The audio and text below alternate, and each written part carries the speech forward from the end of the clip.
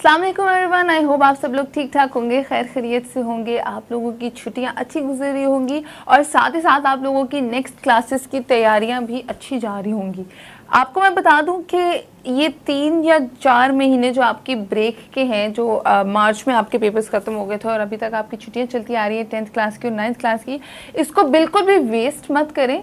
Chapter wise आप लोग मेरे साथ तैयारी अभी से स्टार्ट कर दें, ताकि लास्ट में जब आपका फाइनल एग्जाम्स का टाइम आएगा तब आप लोगों पे कोई बर्डन या कोई भी प्रेशर किसी किस्म का ना आए कि मुझे ये भी नहीं आता, मुझे ये भी नहीं आता। मेरे साथ कनेक्ट रहिए और हम लोग लाइटर मोड में चैप्टर वाइज आप लोगों के साथ शॉर्ट क्वेश्चन शेयर करूंगी। हम लोग उसी तरीके से इसको तैयार करेंगे जैसे कि हम लोग अपनी स्टार्टिंग से प्रिपरेशन करते हैं।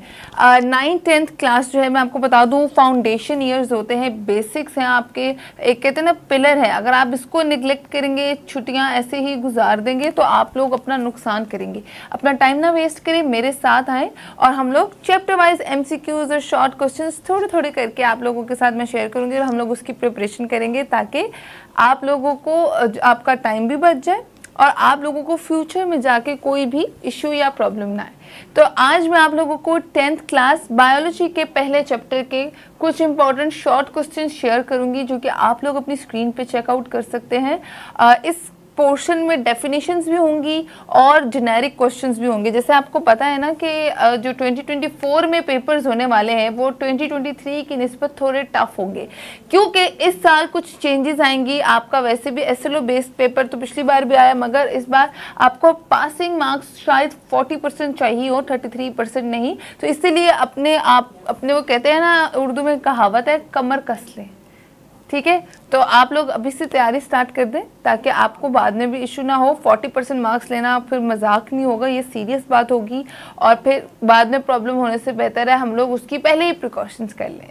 तो स्क्रीन पे आप लोगों के साथ चलती हूँ और आपको दिखाती हूँ कि इंपॉर्टेंट शॉर्ट क्वेश्चंस और इस चैप्टर की डेफिनेशंस कौन सी हैं। तो जैसे कि आपको बता दूं कि बायोलॉजी की बुक का आपका पहला चैप्टर नंबर 11 है 10th क्लास का।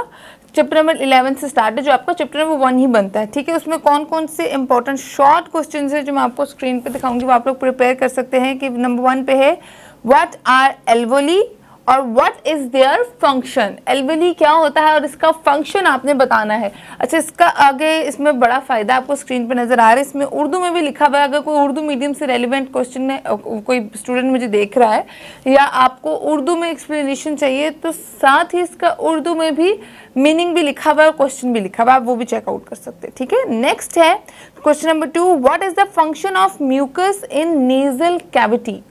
समझ रहे हैं नेजल कैविटी क्या है? नेजल कैविटी जो आपकी नोज का पार्ट होता है और नोज से ऊपर जाने वाली नेजल एरिया होता है, उसके अंदर जो म्यूकस होता है उसका फंक्शन क्या है। Very interesting and very common question. आप सबको पता है म्यूकस जो है वो डस्ट पार्टिकल से प्रिवेंट करता है और बेसिकली जो एयर है हमारे सराउंडिंग में, उसमें बहुत सारी जो है जहरीली गैसेस हैं और पोल्यूटेंट्स हैं, बहुत सारे ऐसे बैक्टीरियाज हैं जो हमारी नेजल कैविटी के थ्रू डायरेक्टली हमारी बॉडी के अंदर आ सकते हैं। तो ये म्यूकस उन सब चीज़ों से प्रिवेंट करता है।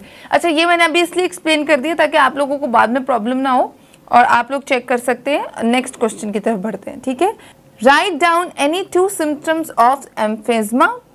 ठीक है, एम्फेज़मा की आपने 2 अलामतें बतानी है क्या होती हैं। उसके बाद एनी 2 सिम्टम्स और right the symptoms of नमूनिया, right the names of 2 phase of breathing. ठीक है, ब्रीदिंग की कौन कौन से 2 जरिए हैं आपने बताना है, उसके नेम लिखने हैं। उसके बाद है right the symptoms of bronchitis. पता है ना ब्रोंकाइटिस क्या होता है?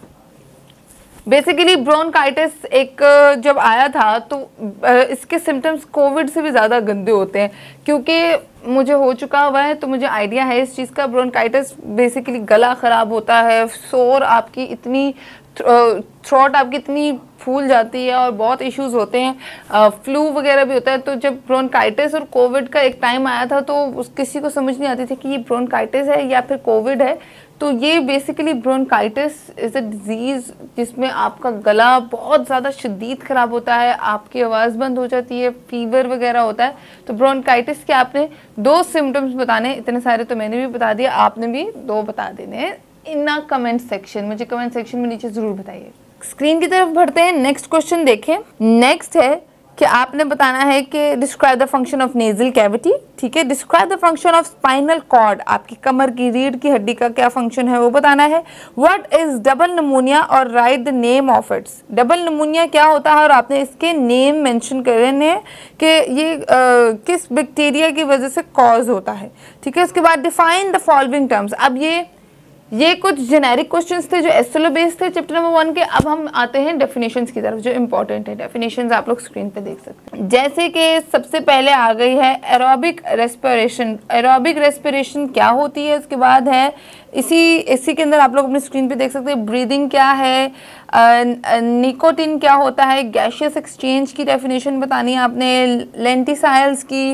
उसके बाद दूसरी तरफ देखें तो एपिग्लॉटिस क्या होता है। एपिग्लॉटिस यहाँ से गले में होता है, जो एपिग्लॉटिस आपकी वॉइस को कंट्रोल भी करता है। तो एपिग्लॉटिस क्या होता है, इंस्पायरेशन। एक तो रेस्पिरेशन होता है ना, एक इंस्पायरेशन भी होता है, वो क्या होता है आपने बताना है। फिर ग्लॉटिस क्या है, bronchitis, stomata, cellular respiration. Acute bronchitis क्या होता है, और एक्यूट का पता है ना आपको, माइनर ब्रोंकाइटिस होता है वो क्या होता है आपने बताना है। उसके बाद आपने दूसरी तरफ देखना है कि रोड्स एंड कोन्स क्या होते हैं, इंटरकोस्टल मसल क्या होते हैं। उसके बाद नीचे आए तो ब्रोंकोलिस क्या होती हैं, क्रोनिक ब्रोंकाइटिस क्या होता है। एक तो एक्यूट हो गया, दूसरा हो गया क्रोनिक। क्रोनिक ब्रोंकाइटिस क्या होता है, ये आपकी इंपॉर्टेंट डेफिनेशन है। तो ये आपका चैप्टर नंबर 11 था 10th क्लास का, जो कि आपका चैप्टर नंबर 1 बनता है बायोलॉजी का। तो ये इसमें एसएलओ बेस्ड क्वेश्चंस भी थे और इंपॉर्टेंट डेफिनेशंस भी थी। आई होप ये वीडियो आप लोगों के लिए यूजफुल साबित हो। थम्स अप करना मत भूलिएगा। मैं दोबारा आऊँगी एक और इंपॉर्टेंट और यूजफुल वीडियो के साथ। तब तक के लिए अल्लाह हाफ़िज़।